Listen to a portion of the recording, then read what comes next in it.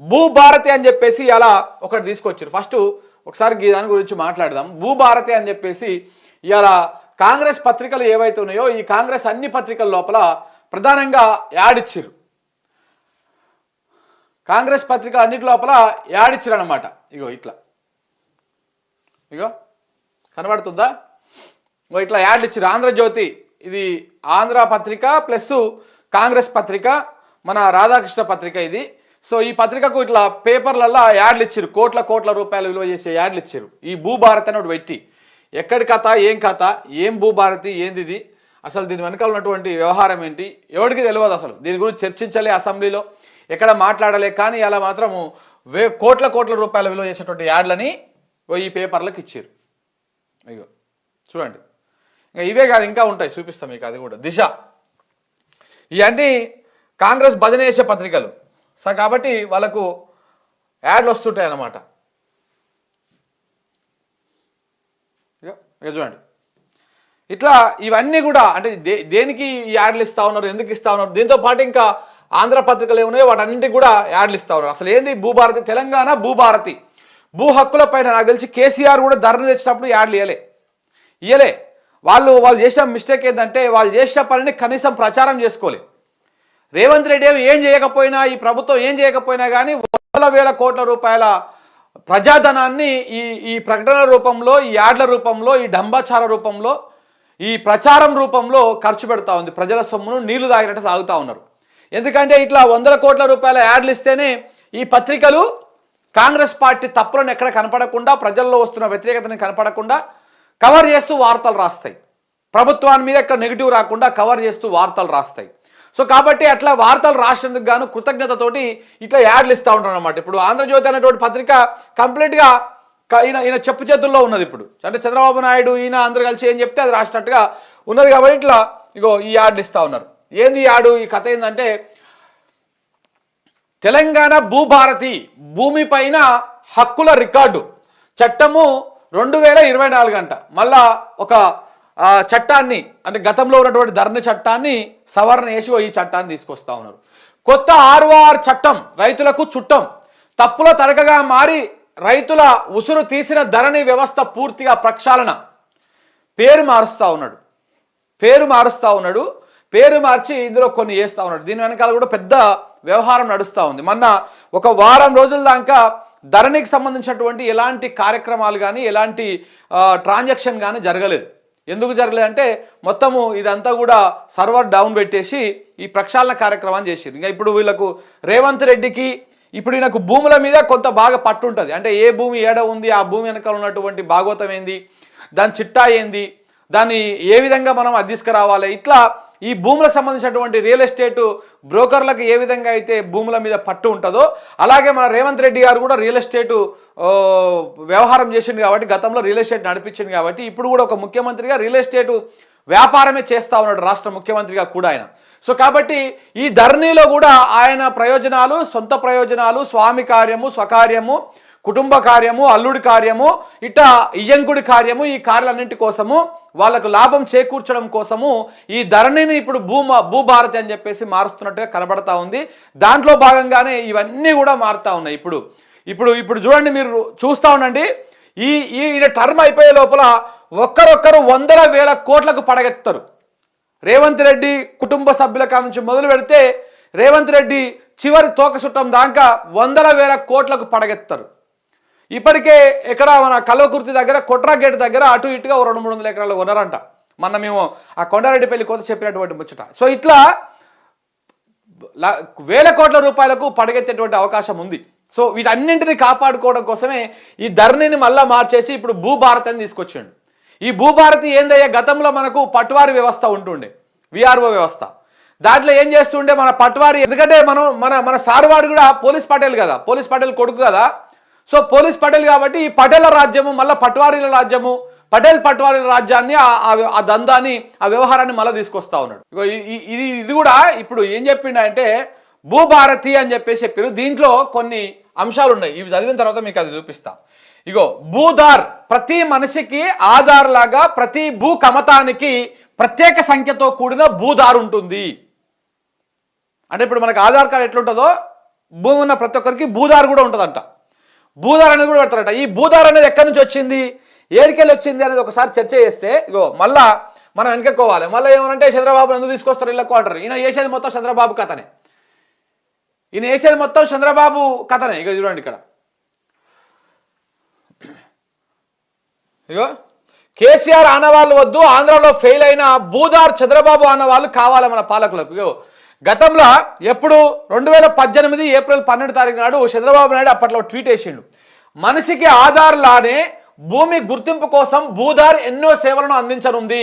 తాత్కాలిక భూదార్, శాశ్వత భూదార్ అనే 2 దఫల్లో 11 అంకెల భూదార్ నెంబర్ను కేటాయింపు ఉంటుంది. మే 30 నాటికి కృష్ణా జిల్లా, అక్టోబరు 2వ నాటికి రాష్ట్రమంతా భూసేవ ప్రాజెక్టులను అందుబాటులోకి తేబోతున్నాము అని చెప్పేసి 2018లో అప్పుడు నేను అధికారంలోకి వచ్చినప్పుడు, ఎవరు చంద్రబాబు నాయుడు అధికారంలోకి వచ్చినప్పుడు భూదార్ అనేటువంటి ఒక వ్యవహారం తీసుకొచ్చిండు. ఆ భూదారు భూమిలో కలిసిపోయింది. అక్కడ తీసుకొచ్చినటువంటి భూదారు భూమిలో కలిసిపోయింది. దానికి ఎక్కడ కూడా సక్సెస్ కాలేకపోయింది. అది ఫెయిల్యూర్ ప్రాజెక్ట్. ఆ భూదారిని తీసుకొని ఇప్పుడు ఇక మన తెలంగాణ ప్రభుత్వం ఈడ భూదారిని మళ్ళా ఇంప్లిమెంటేషన్ చేస్తూ ఉంది. ఇక్కడ ఆధార్ నెంబర్ వలె భూమి వివరాలతో కూడిన భూదార్ కోడ్. పొంగులేటి శ్రీనివాసరెడ్డి రెవెన్యూ, గృహ నిర్మాణ, సమాచార శాఖ మంత్రివర్యులు. ఈయన బిజినెస్ మ్యాన్, ఫక్త్ బిజినెస్ మ్యాన్. ఎవరు? పొంగులేటి శ్రీనివాసరెడ్డి అంటే ఆయన మంత్రి, పక్కా బిజినెస్ మ్యాన్, ఒక వ్యాపారవేత్త. ఆయన రాజకీయ నాయకుడు కాదు, వ్యాపారవేత్త. ఎప్పుడు కూడా ప్రజా సంక్షేమము, ప్రజల క్షేమము ఇవి చూడడు. ప్రజానాయకులు మాత్రమే ఆ ప్రజలకు ఏ విధంగా మంచి చేయాలనే ఆలోచన ఉంటుంది. సో పొంగులేటి శ్రీనివాసరెడ్డి గారు ప్రజానాయకుడు కాదు, ఆయన వ్యాపారవేత్త, ఆయన బిజినెస్ మ్యాన్. ఎంతసేపు ఉన్న ఆయనకు బిజినెస్ కోణంలోనే ఆలోచిస్తాడు. కాబట్టి ఈ భూదారు, ఈ భూభారతి, ఈ భాగవతం మొత్తం కూడా ఒక బిజినెస్ యాంగిల్లో ఉన్నది. ఇంకా దాన్ని మొత్తం చదివి దాని వెనకాల ఉన్నటువంటి మొత్తం కోరాన్ని కూడా మీకు ఆవిష్కరించేటువంటి ప్రయత్నం చేస్తా. ఒకసారి ఏముంది అసలు ఇందులో ఒకసారి చూస్తే, ఇగో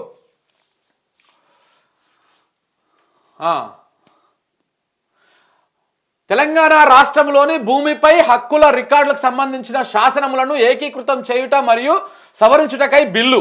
ఏం పెట్టిరు? భూదార్ అనగా ఇదొకటి. వ్యవసాయ భూమి అనగా పంటలను సాగు చేయుట, తోట ఉత్పత్తి, పళ్ళ తోటలు, ఉద్యాన వనాల పెంపకము, పూల తోటలు, పట్టు పురుగు పెంపకము, పచ్చిక బీళ్లు, ఎండుగడ్డితో సహా వ్యవసాయ ప్రయోజనం కొరకు ఉపయోగపడుటకు సామర్థ్యం కలిగిన మరియు నిర్ణయించినట్టి ఇతర ఉపయోగము కొరకు భూమిని అని అర్థం. ఏది? వ్యవసాయ భూమి. భూదార్ అనగా సేమ్ ఇంతే, తాత్కాలిక భూదారు, శాశ్వత భూదారు, భూదార్ కార్డు.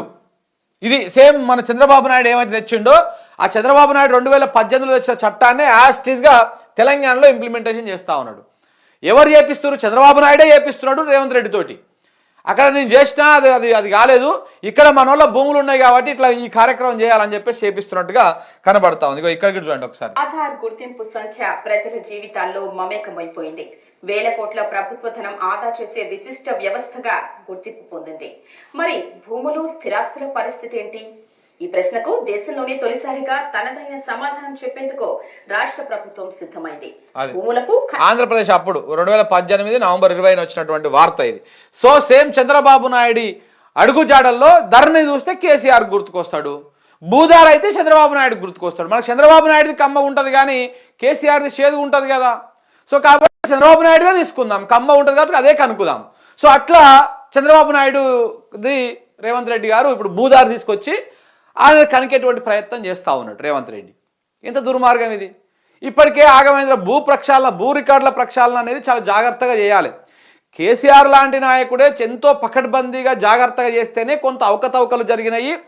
ఆ 2018 భూ రికార్డుల సందర్భంగా కొన్ని భూములు అటు ఇటు అయినాయి, ఆగమాగం కొంత పంచాయతీ అయింది. ధరణి వచ్చిన తర్వాత కొన్ని సార్ట్ అవుట్ అవుతున్నాయి, కొన్ని లాస్ట్ దాకా కొంత ఇప్పుడు కొలిక్కి వచ్చింది. ఒక 78% కొలిక్కి వచ్చింది. ఇంకొక 20% ఆ సమస్యలు ఉన్నటువంటి దాన్ని సార్ట్ అవుట్ చేసేస్తే సమస్యనే ఉండకపోతుండే, ఏ ప్రాబ్లం ఉండకపోతుండే, 100% సక్సెస్ ప్రాజెక్ట్గా ఉంటుండే. కానీ ఇప్పుడు ఏం చేసిరు? దీన్ని మళ్ళా దాన్ని మొత్తానికి మార్చేసి మళ్ళా రికార్డులు ఇప్పుడు ఎవరి భూమి ఏడ ఉందో మళ్ళీ చూసుకోవాలి, ఈ ధరణిలో మళ్ళీ మొత్తం చూసుకోవాలి, మళ్ళీ ఏమవుతుందో అర్థం కాని పరిస్థితి. సో ఈ రకంగా ఇదంతా దేనికోసం? మళ్ళా ఇదంతా భూదందా. కోకాపేటలో ఎన్ని భూములు ఉన్నాయి, ఆడ ఎన్ని భూములు ఉన్నాయి, ఈడ ఎన్ని భూములు ఉన్నాయి, ఇందులో మీకు చాలా ఉన్నాయి. ఇగో ఇక్కడ సాదా బైనామా భూములు ఇందులో వచ్చి చూడు యాడ్లో. ఇగో ఇగో ఇవన్నీ చదువుతాం ఏమేమి పెట్టారు అనేది. గ్రామ స్థాయిలో రెవెన్యూ సేవలు అంటే గ్రామానికో రెవెన్యూ అధికారితో అందుబాటులోకి రెవెన్యూ సేవలు, ఇది ఒకటి. చట్టబద్ధ హక్కుల నమోదు అంట 38E 13B వంటి వివిధ చట్టబద్ధమైన పద్ధతుల ద్వారా పొందినటువంటి యాజమాన్య హక్కుల నమోదు, భూ సమస్యలకు శాశ్వత పరిష్కారం, జిల్లా స్థాయిలో 2 అంచెల అప్పీలు వ్యవస్థ, ప్రత్యేక భూ పరిపాలన ట్రిబ్యునల్లు, పేద రైతులకు ఉచితంగా న్యాయ సహాయం. ఇదొక్కసారి చూస్తే ఇది ఎట్లా ఉందంటే సేమ్ మన మోడీ తీసుకొచ్చినటువంటి 3 సాగు చట్టాలు ఉన్నాయి కదా, వ్యవసాయ చట్టాలను తీసుకొచ్చి మళ్ళీ రద్దు చేసుకున్నాడు కదా యూపీ ఎన్నికలకు ముందు, ఆ చట్టాల్లో ఉన్నటువంటి కొన్ని క్లాజులే ఇవి ఇందులో పెట్టినట్టుగా కనపడతా ఉంది. ఇటు చంద్రబాబు నాయుడు భూదారు తీసుకొచ్చిండు, ఇప్పుడు మోడీ మీద ప్రేమతోటి ఇగో ఈ అప్పీల్ వ్యవస్థని ఈ వ్యవస్థను తీసుకొచ్చినటువంటి ప్రయత్నము కనబడతా ఉంది. ఇంకా ఇక్కడ పోతే సాదా బైనామాల క్రమబద్ధీకరణ అంటే ఇక్కడ పెద్ద వ్యవహారం నడుస్తూ ఉంది చూడండి మిత్రులారా. ఈ సాదా బైనామాల క్రమబద్ధీకరణ అనేది పెద్ద దీని వెనకాల పెద్ద కుట్ర కోణం దాగి ఉండేటువంటి అంశం కనపడతా ఉంటుంది. ఈ సాదా బైనామాలు దేనికోసం చేస్తారు? ఆన్లైన్లో దరఖాస్తు చేసుకొని పెండింగ్లో ఉన్నటువంటి సాదా బైనామాల క్రమబద్ధీకరణ. నిజంగా కూడా సాదా బైనామాతో ఇబ్బంది పడుతున్న వాళ్ళు క్రమబద్ధీకరణ చేసుకోవడానికి ఒక అవకాశమే, కానీ దాన్ని సాకుగా పెట్టి కొన్ని వేల ఎకరాల భూములను కొట్టేయడానికి ఒక అడుగు ముందేసుకున్నారు అన్నమాట. ఇప్పుడు మనం పద్య రాసుకున్నాం, తమ్ముడు కొండ ఈ ఔటర్ రింగ్ చుట్టుముట్టు అసైన్డ్ భూములను, సాదా బైనామా భూములను, సీలింగ్ భూములను కొనుగోలు చేస్తా ఉన్నాడు. ఎకరానికి 20-30 లక్షలు పెట్టేసి కొనుగోలు చేస్తా ఉన్నాడు. అగ్గోసగ్గకు దొరికిన కాడ కొనుగోలు చేసి పెడతా ఉన్నాడు అని చెప్పేసి మనం అప్పట్లో కొన్ని వార్తలు వచ్చినాయి, మనం కూడా మాట్లాడడం జరిగింది. ఇవంతా దేనికోసం? తమ్ముడు ఇట్లా కొనుగోలు చేసినటువంటి 100,000 ఎకరాల భూములని ఇగో ఈ క్లాస్ కింద పెట్టేసి క్రమబద్ధీకరణ చేసుకుంటాడు, అంటే పట్టా మార్చేసుకుంటాడు. ఇవంతా పేదల మీద ప్రేమ కాదు, ఇదంతా పేదల మీద ప్రేమ, ఏదో పేద ప్రజల కోసం చేస్తున్నాడు అనేటువంటి వ్యవహారం కాదు ఇది. ఈ క్లాజ్ అంతా దేనికోసము? తమ్ముడు కొండ ఇప్పుడు ఎట్లయితే భూములు వ్యవహారంలో మొత్తము ఔటర్ రింగ్ రోడ్ చుట్టుముట్టు ఎట్లా అయితే బినామీల పేర్ల మీద ఈ సాదా బైనామా భూములు కావచ్చు, అసైన్డ్ ల్యాండ్లు కావచ్చు, ఇట్లా సీలింగ్ భూములు కావచ్చు, పొరంబోకులు కావచ్చు, ఇట్లాంటి ఈ భూములన్నీ కూడా సగ్గోకు పేద రైతుల కాడ నుంచి కొనుగోలు చేస్తున్నాడు. ఆ భూములను మొత్తాన్ని క్రమబద్ధీకరణ చేసుకోవడానికి పెట్టేటువంటి క్లాజే ఈ సాదా బైనామాల క్రమబద్ధీకరణ. అంతకు మించి ఇంకొకటి ఏమీ లేదు. ఇక కిందికి పోతే పకడ్బందీగా మ్యుటేషన్ విధానము. ధరణి అనేది బెస్ట్ మ్యుటేషన్ విధానం. ధరణిలో ఇప్పుడు రిజిస్ట్రేషన్ చేసుకుంటే ఇమ్మీడియట్గా సెకండ్ల వ్యవధి లోపల ఎవరైతే అమ్మిర్రో వాళ్ళకి కట్ అయిపోతుంది, ఎవరైతే కొనుగోలు చేసిరో వాళ్ళకి వెంటనే నమోదైపోతుంది, వాళ్ళకి మెసేజ్ వస్తుంది, ఆన్లైన్లో అప్పటికప్పుడు టైప్ చేసినా కానీ కనపడిపోతుంది. దానికి మించినటువంటి బెస్ట్ మ్యుటేషన్ విధానము నాకు తెలిసి ఇంకా ప్రపంచంలో ఎక్కడ కూడా ఉండదు. అది బెస్ట్ మ్యుటేషన్ విధానం. సో సరైన విచారణతో రిజిస్ట్రేషన్ జరిగిన వెంటనే మ్యుటేషన్ అప్పీల్కు కూడా అవకాశం అంట. ఇక్కడ మళ్ళీ లిటిగేషన్ పెట్టిండు చూడు, అప్పీల్కు కూడా. వివాదాలు, డబుల్ రిజిస్ట్రేషన్ లేకుండా మ్యుటేషన్తో పాటు మ్యాప్ 100% ధరలో డబుల్ రిజిస్ట్రేషన్కి ఆప్షనే లేదు. ఒక సర్వే నెంబర్ ఒక భూమి మీద అయినాక మళ్ళీ ఇంకొకటి తీసుకోదు అది. ఇక భూ రికార్డుల సవరణ, డిజిటల్ ల్యాండ్ రికార్డుల సవరణ పార్ట్ బి కేసుల పైన నిర్ణయానికి అవకాశం.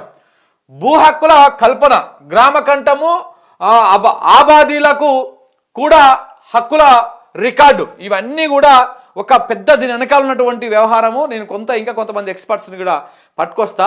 ఈ భూభారతి, ఈ రికార్డులు, ఈ కథ దీని వెనకాల గుట్టు చప్పుడు కాకుండా అసలు ఎప్పుడు దీన్ని మీద చర్చ పెట్టిర్రు, ఏ విధంగా పెట్టిరు ఏం లేదు.